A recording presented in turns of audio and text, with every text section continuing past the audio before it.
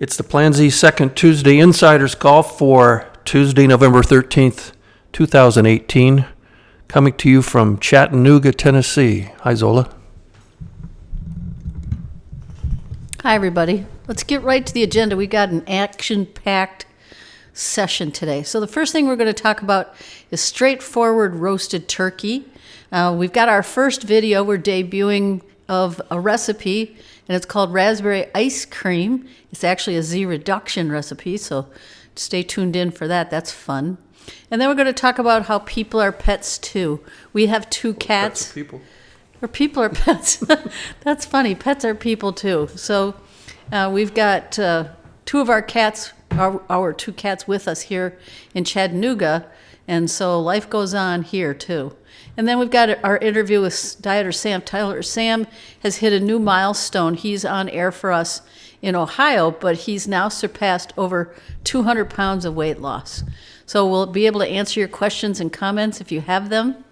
Sometimes we have an active crowd, sometimes we have a benign crowd. So we're going to see what happens today.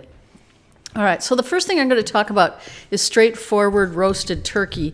And the reason I bring this up, my mother taught me when I was a very young little girl that holidays didn't have to be complicated.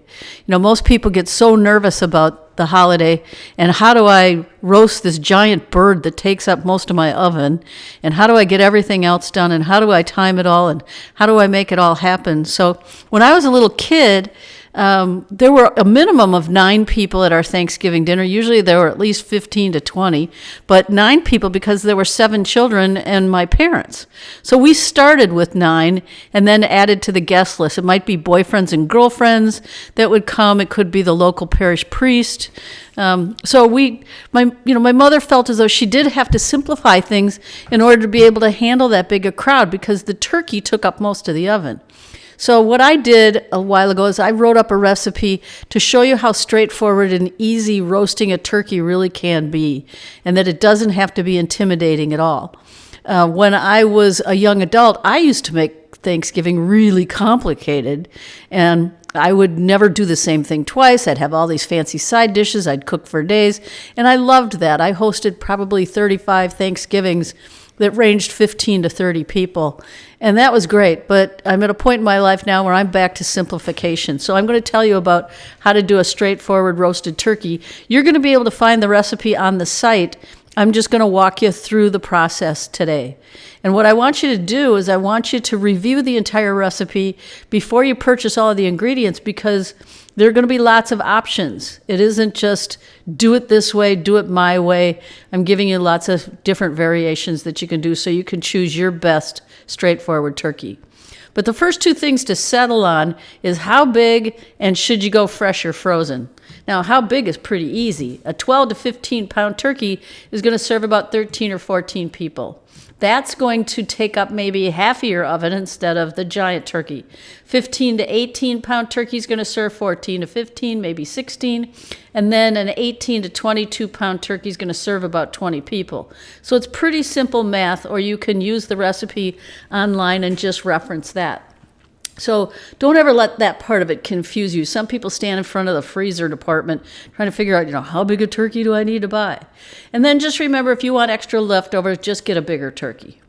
Now, fresh or frozen is simple too. What I want you to do is get fresh whenever you can, and if you can afford it. It is going to be a little bit more expensive. I try to order one from a local butcher when possible, and organic is a nice bonus, but that also is going to cost you a little extra. If you get a frozen one, just make sure you follow the instructions on thawing.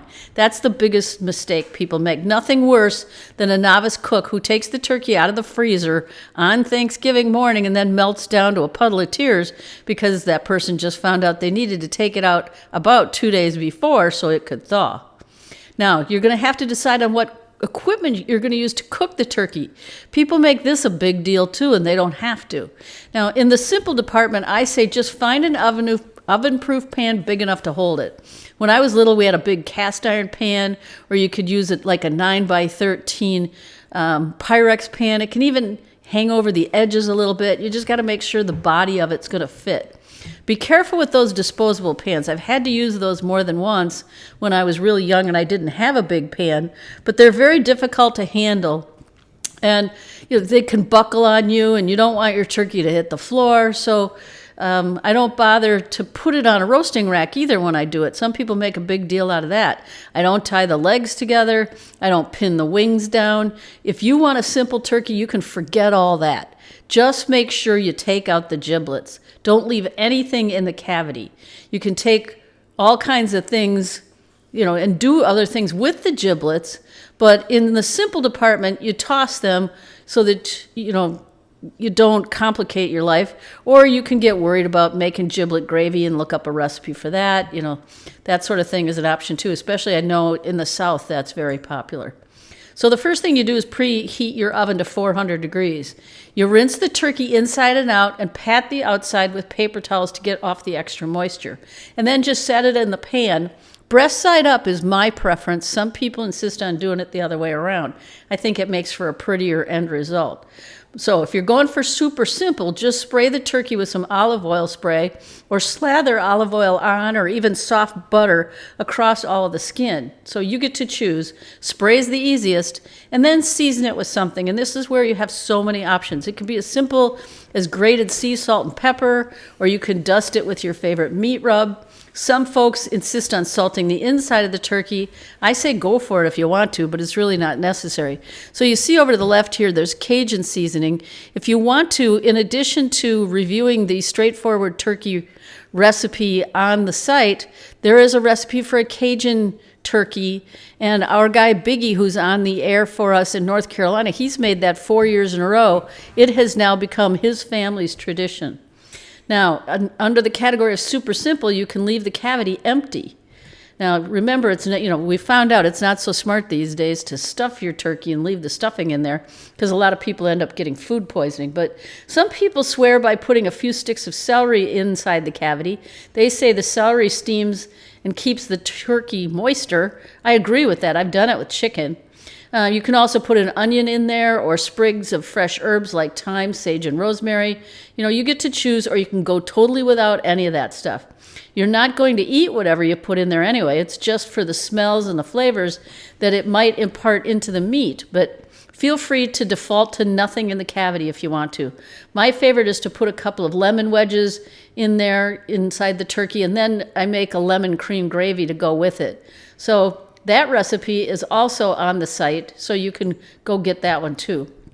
Now, put your turkey on a lower rack, maybe one step up from the bottom, depending upon how big your turkey is. You don't want it hitting the top cooking element, so leave some room. Now, roast the turkey at 400 degrees for 30 minutes and then turn the heat down to 325. This is the most important thing you got to remember. And set a timer if you have to so that you remind yourself to turn it down to 325. Otherwise, your turkey is going to get cooked way too fast. Now, you're going to roast the turkey until it reaches 170 degrees. This is how you're going to need a little bit more math. All right, but the most important thing to remember is 15 minutes per pound. So 15 pounds of turkey times 15 minutes per pound is 225 minutes or 3 3/4 hours. So just figure out how much time it's going to take for your turkey. That's one of the things people really worry about a lot, and I don't want you worrying about it, so I want to keep it simple. Now, I use an Insta-Read thermometer toward the end of cooking time to check it. Now, I stick it in the breast just above the leg, so you make sure that way you're checking the thick part of the meat. Now, if you're lucky, you might even get a turkey that has a pop-up timer in it for extra help. Frozen turkeys usually do have a little pop-up timer. That tells you when it's done. Now, as far as basting is concerned, I baste the turkey with one of those old-fashioned turkey basters, that long plastic tube that you see in the picture, about every 30 minutes. Don't be opening the oven too often, or it's going to take longer to cook the turkey. So look at it through the window if you've got one, but don't keep opening the door. Now, you can use broth to baste or even water along with the juices the turkey is producing. Make sure there's always 1/4 of an inch or more of liquid in the bottom of the pan, just a little bit more. Add water or broth if necessary to keep it level and not dry on the bottom of the pan, or the turkey's going to burn on the bottom and stick. My mother used to just pour extra water in, but broth you can do if you want a little extra flavor. Now, you can check on how brown the turkey is getting when you baste it. When it gets to this nice golden color that you like, Make a tent for your turkey, and that just means taking a large piece of aluminum foil and folding it over the top of the turkey and let the ends dangle. That just keeps it from getting darker. Now, when you go back to baste it again, just take the aluminum foil off, baste it, and put it back on. It's really easy, and it's really easy to do it without getting burned. So when your turkey has reached 170 degrees, you can take it out of the oven. I also take it out of the pan and put it on a platter or a cutting board to rest. Now you want to let it rest for at least 20 minutes because that's how the turkey soaks up all the juices, and so when you cut it, it's nice and moist. Now, and you also need that 20 minutes because while the turkey is resting, you're going to do things like make the gravy or get any other last-minute details done, like mash the potatoes or whatever else you're going to do. Then carve the turkey and serve. And don't let anybody get nervous about carving the turkey. Don't get wigged out about that. Perfect slices don't taste any better than chunks. So don't worry, got to go with the grain or got to do this or, I've seen men whose hands were shaking when they're trying to carve the turkey. And that's just too much stress. So go ahead and have a happy Thanksgiving turkey. Concentrate on laughing and telling fun stories with your guests and let the stress melt away. The turkey does not have to be a stress point in your holiday this year.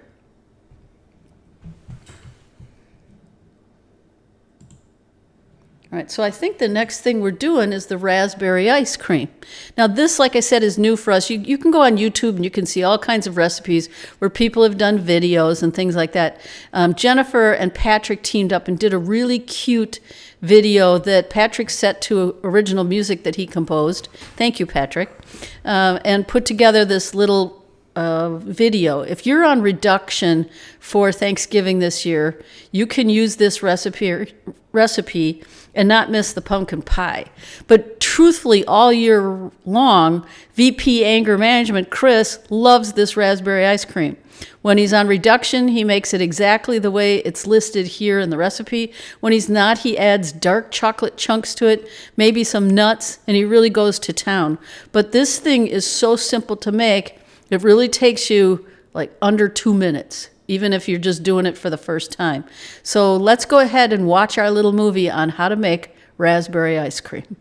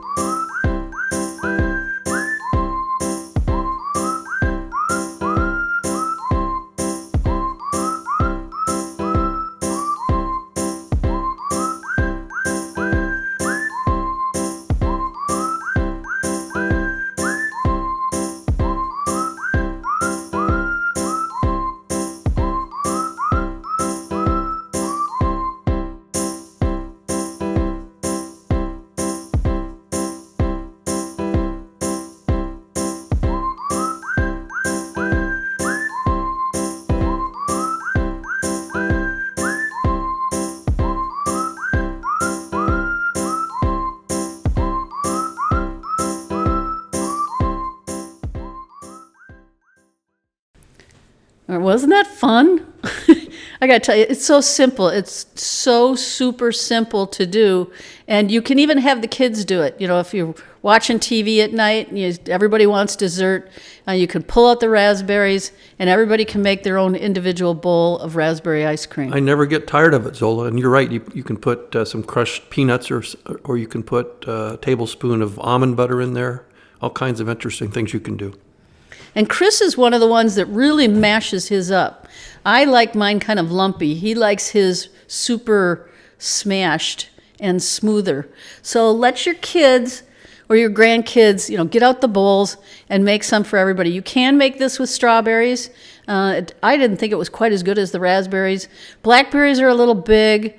I even thought it might work great with cantaloupe. So you can experiment a little bit, but raspberries definitely work the best. All right, so like I said, we're visiting Chattanooga right now and visiting a beautiful town in the fall where all the trees are just spectacular right now. And the weather's pretty darn decent too. But because we brought the cats along with us, we had a situation where it became evident that we had to take Tattoo to the vet. So she was limping and she's obviously in pain. This is our cute little bungalow cottage that we've been staying in. All right, so the whole thing in taking Tattoo to this Chai vet was such a wonderful experience. I wanted to tell you about it. And that's our little 17-year-old itty-bitty-mitty kitty named Tattoo, the cross-eyed wonder, sitting on a bed in Chattanooga. So, all right, from the get-go, this vet was different. What happened first is I was shown to an exam room that had no sterile steel exam table. There were 2 chairs for humans, a big pillow on the floor for my cat to curl up on. In this exam room, you can see there are 2 pillows. And then there's a big cushy mat. You can see that with the design on it. All right, the mat was like the ones used in kitchens for chefs who stand all day, and the lights were dimmed. It was really crazy cool. Now, every person who came into the room sat on the floor. Whether I was being interviewed by an assistant or when the vet came in to say Tattoo, they all went down on pet level. They did the exam while kneeling on that mat. They determined that Tattoo has a strained ligament in her leg. Obviously, that's not Tattoo in the picture, all right? But with this strained ligament in her leg, they recommended what's called a series of cold laser applications. Now, I had never heard of cold laser therapy before in my life. It turns out it's used with professional athletes when they strain something. So this cart was wheeled into the room, no taking Tattoo to someplace scary where she was going to be worried. The laser was turned on. It looked a whole lot like a hairdryer with a red light emitting from the end. Now, we're seeing the light right now from it pointing at Tattoo's knee, which was what was really causing her the most problem. That and her hips. And I've been more than once now. You do this every few days while she's healing. And this particular time, they did it even with her still in her cage. You can see the cage there, and they're putting on the application of the laser. It's not hot, and she just quietly sits there and lets them do it. So, except for Tattoo, we all donned protective goggles because they're able to keep a kitty from looking at the laser. You don't have to put goggles on a kitty. Like I said, it looks like this hair dryer, and it wasn't hot. They just pointed it at Tattoo's leg, and here's somebody's petting her to make sure that she doesn't get distracted and try to look at the laser. Now, they did decide to laser her hips too, and they've done that every time because they figured she was sore from walking crooked and favoring her right leg. So Tattoo just sits quietly while they do the procedure. One vet strokes her back and her shoulders. It's like she's going to the spa, and we're done in less than 5 minutes. Now, the next day after the first application, I couldn't believe it. Tattoo was like a new kitty. She no longer limped. She walked straight. She cuddled instead of hiding under the bed in pain. She was downright perky. Now, the process of repair does take time. So like I said, we're going and getting her treatments every few days while we're here. They're not expensive. Feels more like she's going to a spa for a massage than a vet appointment. Now, another thing happened after I left that I thought was real interesting. I got home and looked over my bill. Now, at the end of the numbers section was a whole treatise on how to feed your pet. I didn't ask for this bonus material. It just came with the bill. Since so many of us treat our pets like family, I thought you'd like to hear what they recommended. And since I'm a food writer, I thought I could get away with talking about pet food too. So here's most of what they gave me for the recommendations. Now you're going to be able to find a column that outlines this on the site. So if you want, you can take notes now. But if not, you'll be able to review this. It should get posted in the next few days. Now, here's some important facts about your pet's diet that I didn't know about. At this point, 40% of dogs and 50% of cats are obese, and 46% of dogs and 39% of cats now die of cancer. Heart, kidney, and other liver diseases, too, are epidemic. So, like people, pets are what they eat. If you want to save your pet a lot of suffering and save yourself a fortune in vet bills, you got to learn the truth about your cat or dog's diet. And here are some important things you may not know about what your pet is eating. And I'm quoting now from the vet treatise that I got. They talk about how commercial dog or cat food is fast food. Heavily processed fast food burgers, things like fries, tacos, all that stuff in a big diet component can cause major health problems in people. So how can fast foods be good for cats or dogs? It's really the same thing. Only pet food manufacturers think this nonsense makes sense. What we're doing to our own health with processed foods, we're also doing to our pets. And these days, it's happening a lot faster. Now, complete and balanced doesn't mean optimum. Complete and balanced, where they advertise that on the bag, means that the ingredient levels meet the minimal theoretical health requirements for the average dog or cat. But food companies boasting that they conducted feeding trials often just test only the lead products in a line of foods, and the trials, too, are only done on a smaller number of dogs for a short period of time.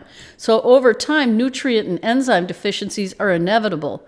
Of course, complete and balanced is better than not complete and balanced, but again, better does not mean optimal or species appropriate. And I'm learning that species appropriate is a term that you really need to pay attention to. So the quality of processed commercial foods is poor and inadequate. Pet food may legally contain what's called 4D meat. Now, this is going to gross you out. 4D meat is meat from dead, dying, diseased, and disabled animals. Those are the 4Ds. Add a little roadkill, some mill-floor sweepings labeled as grain, and corn contaminated with high levels of pesticide. Yep, there may be pesticides in your cat's food. You have a recipe for ill health. And the cheaper the food, the cheaper the ingredients, the worse the nutrition, so you got to read the labels. Now, here's one that you're going to be surprised at.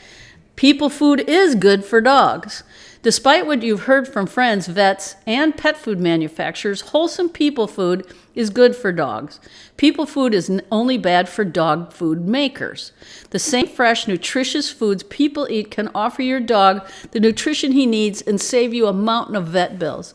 Now, just as an aside, I was in the grocery store the other day, and I watched this guy buy a huge bag of organic green beans. And he announced to the guy working in the produce section that these were his dog treats. He gives him green beans.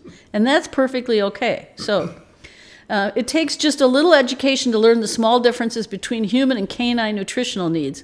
Hint, no onions, grapes, or raisins for dogs. No rich spices or sauces. Go easy on carbohydrates and avoid wheat and corn. Now, our kitty, Tut, who we just lost over the summer, used to love salmon. I mean, this cat could smell salmon across the entire house and come running. And we made Cajun salmon, so we'd scrape off the spices, and he'd eat around them, and he'd eat salmon straight off a plate. Now, kibble is not better than canned. That's one of the things people try to teach you that's really not true. Whereas canned food is preserved by the process of canning, most kibble is preserved artificially. Now, did you ever think about how much preservative must be required to retard spoilage of food that's left out all day? Kibble begins as a dry cooked meal, whereas canned food is canned fresh. Kibble is exposed to a lot more heat than canned, which destroys the nutrients. Worse yet, kibble is linked to kidney and bladder problems in cats and to bloat, a deadly problem, especially for a large, broad-chested dog. And it's also dehydrating, of course. Canned isn't always ideal, but it's better than kibble. Now, fresh is best, raw or cooked. Next best is frozen prepared food, and then dehydrated and freeze-dried food, all available at better pet stores. I just picked this Fresh Pet one as an example. I actually tried this with our cats, and they hated it, but it's an option. So feeding the same food all day actually limits nutrition. So this is another thing we need to know. Some people say, well, but my dog loves this. And I know cats don't like change, but imagine eating corn, rancid fat, and chicken wings without meat. These are chicken wings that don't have any meat on them. Every meal of your life with the same mix of cheap vitamins and minerals added. Nutritionists urge people to eat a variety of foods, both for improved nutrition and also to prevent allergies. I mean, that's in humans, but pets need variety too. Now, some people say, well, but variety can cause gastrointestinal upset in dogs, right? Well, in the short run, yes. If you've been feeding them the same thing over and over again for years, they're nutritionally deprived animals, and then they have a sick gut.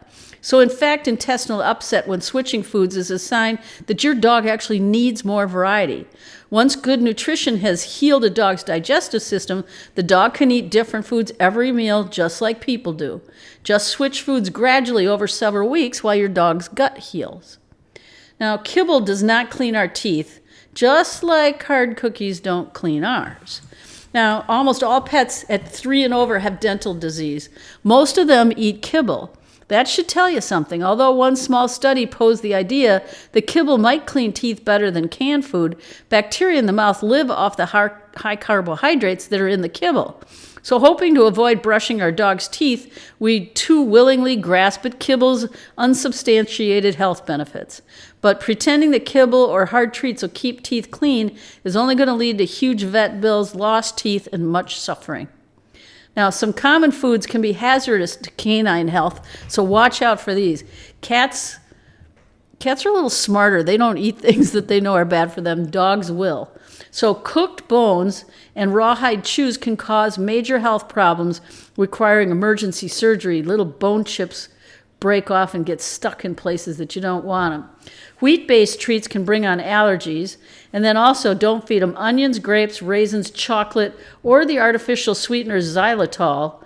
And other common foods can be toxic for dogs and have to be avoided. So study that a little bit, but this particular article gives you the basics. Now, what to look for?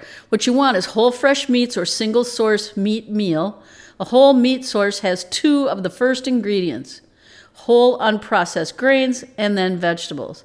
Now, what to avoid? Food fragments, ingredients in several forms making up the majority of the diet, meat byproducts, generic fats or proteins, artificial preservatives, artificial colors, propylene glycol, and sweeteners. So the longer that list is on that bag, the worse it is, not the better it is. Now, as far as wet food, what we're going to do is list the preferences of canned foods below. All of these diets are good quality and far superior to most other products on the market. This is not an all-inclusive list, and there may be foods of good quality that are not listed, so remember to read the ingredients label and compare the ingredients to the foods that we're going to list if you suspect you may have found a food for your pet that's not on the list. Now, keep in mind that some food manufacturers have a wide variety of foods in many different recipes, and some are far superior quality over the others, and the price ranges can vary wildly. So be sure to choose the highest quality food that you can afford for your pet. So what the people at this chai place in Chattanooga did was they gave me a list of the brands that they think are the best. Some of them I had never heard of before, and so I'm looking forward to finding out if I can buy them in Chicago. But the first one is a brand called Merrick. One is called Werva. I think that's the one we're showing here on the screen. Weruva. Signature is one, and then Dave's. Yesterday I bought some of Dave's, and my cats had salmon pate for dinner. So they had very high quality cat food. Another list of them, if you want to jot a couple of these down, or like I said, this is going to be posted on the site so you can reference it later. Lotus is a brand, Pet Tao, Koha, Tiki, Dogswell, Nulo, Wild Calling, get the grain free, Wellness Core. Wellness Core I know they have in PetSmart, and I'm trying to think of the other name. Petco. Petco is another one, because we used to feed our cats the kibble from Wellness Core. Pinnacle, Earthborn Holistic, and then Nature's Variety Instinct. Canidae, I think that's how you spell it, or how you pronounce it, Canidae. And they said make sure to pick the grain-free pure only. And then another one that's called For Health. So what you got to remember is that not all diets are appropriate for all animals, and it might take a few trials to get the best one for your pet. And it's also necessary to take into consideration any allergy your pet might have. So you might want to consult with your veterinarian while you go through this process. But I found this very informative, and I hope you do too. Another way to say Happy Thanksgiving to you and your pets. All right, up next is Dieter Sam, and like I said, Dieter Sam, I'm a big fan. This guy does some of the greatest spots for us in Ohio, and you can see what he looked like when he first started and what he looks like now. Sam is down over 206 pounds now and still losing. He's on a break right now in Reboot, but one of the big things that Sam talks about is this is the first time since he was a teenager that he's able to lose weight and not gain it back. He's never had a time in his life when he wasn't oversized and was struggling with weight loss. He actually is a bachelor who's a good cook. He loves to get in the kitchen. He has his favorite Plan-Z recipes. So he shows people how easy it is to even cook for one. But he's going to talk about his weight loss success stories now. And thanks, Sam, in advance for doing this. I'm on the phone with Sam Tyler from Bell Fountain, Ohio. I'm looking at the latest picture you sent us, Sam, your after picture, and wow. Let's start with your results to date. How much weight have you lost so far? I've lost 206 pounds. 206 pounds. Now that's in the top 3 or 4 of the all-time Zola Biggest Losers. What's been the best thing about losing 206 pounds so far? I mean, it sounds a little cliche, but like I feel like a totally different person. You look like a totally different person. I feel great, and not only physically I feel better, but I'm just emotionally, more confident, everything. A whole new man.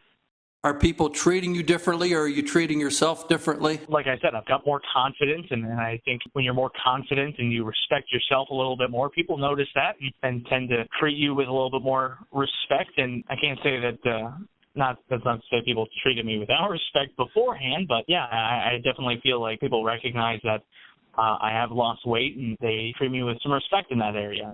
That's a great feeling. You're a young man, and you gained a lot of weight early in your life, and it's taken you, are you 25 or 6? What's your age? 23. 23. And how long has it taken you to drop 206 pounds? How many? It's been about a year and 8 months or so since I started my first round, 200 days of dieting. It's a minor percentage of your life.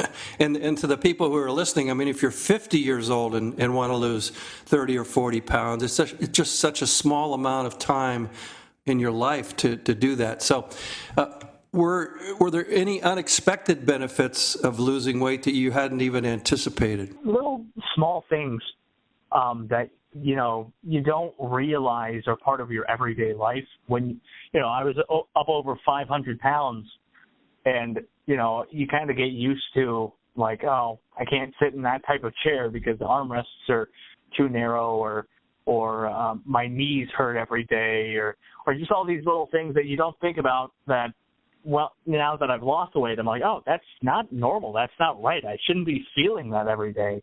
And yeah, just kind of unexpected little things like that, or oh, hey, I don't get just so gassed walking upstairs, or just lots of little things that you don't realize are not normal or healthy until you've lost that weight. All right, we've talked before, and you didn't have serious health issues, but losing the pain in your knees would be kind of a health improvement. Anything else improved? Yeah, like you said, I didn't have any major health issues. Although, I mean, growing up, I was always a big kid, so my parents took me to get glucose tests and thyroid tests and stuff like that to make sure I wasn't I didn't have diabetes or anything like that. So yeah, I didn't have any major health issues, but I felt just, it's hard to describe, but just kind of sluggish and just all the time. And now that I'm, eating healthier and I'm, lighter, and my body's able to take care of itself a little bit better, I just don't feel so sluggish and slogged down all the time. It's a lot of work carrying around an extra 206 pounds. You know, Zola and I talk about the education being 60% of the value of the Plan Z diet. Talk about the important thing or the important things that you've learned during this process. I guess the biggest thing that I learned is a lot of misconceptions that I had about what is healthy food. You know,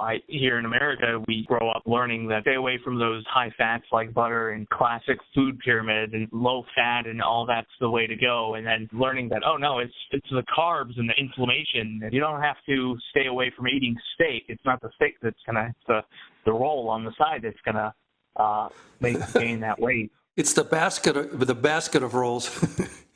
Yeah. I went home for lunch today and I had a big salad with some pumpkin seeds and sesame seeds, a lot of vegetables, and I put a bunch of avocado oil dressing on it and a bunch of cheddar cheese, and then I had a piece of meatloaf. And I know I'm not going to gain weight because fat doesn't make you fat, and saturated fat doesn't clog your arteries. It is the inflammation, as you said. You'd been hearing Zola's commercials on the radio station WPKO. What happened before you finally said, I'm going to try this, I'm going to do this diet? Well, actually, Lou, station owner here, he kind of pulled me aside and introduced me. He had me watch your guys' video on the Plan Z diet and kind of was like, hey, is this something you would be interested in doing? And I talk about it in some of my spots, but I was pretty skeptical of diets up to that point because I tried a lot of stuff and, nothing had really worked. But I was like, you know what, I'll give it a shot. I kind of was getting to the point that you said, I'm a younger guy, would have been 21 at this point, and, the quote-unquote prime of my life, and I don't feel like I'm living the prime of my life. I feel like I'm, missing out on a lot of things I can do. So give this a shot, and I'll see if I can lose some weight through this, and, I had best decision I've ever made. That's great to hear. How was this different than the other diets you tried? What was the magic formula, if you will? I think for me, the biggest thing was the diet doesn't focus on what you can't eat. Like, you do a lot of diets and it's like, okay, you can't eat this, you can't eat this. Where with Plan Z, it's like, hey, these are the things you're allowed to eat. Let's give you some recipes, teach you how to cook. So learning what I'm able to eat and learning how to prepare food for myself instead of just getting things, that's the biggest thing, because now I'm able to take those ideas and take those recipes and everything with me to be able to maintain my weight now. And so, like you said, education is a huge part of this. And so learning what I'm able to eat and learning how to take care of myself instead of just following some prescripted plan or something that you don't learn how to take care of yourself. I think that's the biggest thing. You said the other magic word too, and that's cooking for yourself more than you were. And that gives you so much more control about what's going into your body. What were some of your favorite recipes when you were on the diet, especially reduction? I really liked, on the ZReduction phase, I guess I'll give you like my top two. I love balsamic slow-cooked chicken, or it's something along those lines. It tastes great, but it was so easy to make. You just chuck the items into your slow cooker, and then I could go about my day and then come back later and I've got this amazing meal ready to go. So that was great. And my other top ZReduction one, it's like garden stuffed chicken breast or something along those lines. That was fantastic. Juiciest, best chicken I've ever had in my life. Yeah, a lot of Zola's slow cooker recipes are delicious, and it is a simple thing and something to look forward to when you get home. Sam Tyler from Bell Fountain, he's our radio spokesperson there, and he's lost 206 pounds. His boss, Lou Vito, a good friend of mine from way back when I was doing a lot of training for radio sales training. Sam, what's the nicest compliment you've gotten from a friend, a family member, a coworker? It's really hard to just it sounds extremely arrogant, but it's hard to pin down just one. Just because I feel flattered a lot of times. Everybody in my family and friends group has just been so supportive of me, and just a lot of times you get to points where it's like, I don't notice the change because, I see myself in the mirror every day, but then somebody will point out hey, wait a second, your face looks a lot slimmer or something like that. And it really, it's hard to say the best compliment I've gotten, but all the support I've gotten from friends and family, and hey, you're looking great and all that. It's humbling, but a big deal. Well, I'll give you one more. I'm looking at your before and after picture, and I like your new hair. Thank you. Looks sharp. Okay, you've done it. You're successful. Are you going to do another round? Not sure. Maybe it would be in January or so. Yeah, and certainly no hurry for you. I mean, do you have a goal? Do you have a weight you're trying to get down to? How tall are you? I'm about 6'2". Mm-hmm. I mean, I've always, I've got a pretty big build. I do a lot of weightlifting and everything. So right now I'm in the low 300s. So I'd like to get down to about 260, 250, somewhere in there. Man, that would be huge. You'll get there on your own, or you'll get there with another round. But you're a champ. How did the Scottish games go? They went great. I've actually done 3 of them now, and I've got a 4th one coming up here in a couple weeks. And that'll be my last one for this season. And yeah, they've been great. Got to meet a lot of great people, and my first one I really enjoyed. I came in dead last, but I'm a new guy, so that's okay. How many events did you do? See, I did 6 events on my first game. Yeah, something that I've always wanted to do for most of my life. I've really liked the idea of doing it, and so getting to a point that I've lost weight and I've trained for this and getting out there and doing it. It was a pretty amazing and very surreal day. Oh, that's great. That's great. All right, last question. We have a brand new dieter listening to their first Second Tuesday call, or we even have a skeptic that's thinking about starting the diet or thinking about sending it back. What advice do you have for those skeptics and those brand new people? Don't focus on what you can't eat. Learn to be like, oh, hey, this is what I can eat, and take some time to just check out the recipes and maybe find something that doesn't sound like doesn't sound like the typical thing you'd go for, but just explore and find new things that you're still able to eat and approach it from a positive point of view of, oh, hey, I get to eat all these amazing things and I'm losing weight. And so I think your outlook on what you're able to eat, it's a huge thing. You got some quick reinforcement because you lost how much on your first round? I lost 62 pounds in my first round. That's amazing. The average dieter loses 31 pounds, but you were above average in weight, so that would be typical for a heavier guy. So way to go. Okay, one more thing. What do you think about the Crave Control Spray, the ZR50 Crave Control Spray? It was, that was a huge part of being able to lose weight. Definitely helped me. I learned the difference early on that when I did feel hungry, it wasn't because I was actually hungry. What it was, I'm thinking that I'm hungry when I'm really not.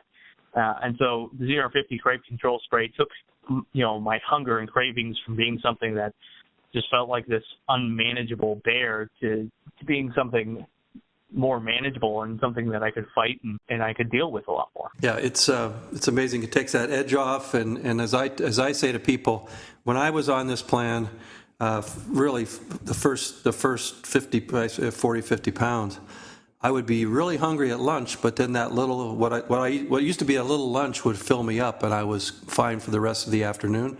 Hungry at dinner, and then I would eat that meal.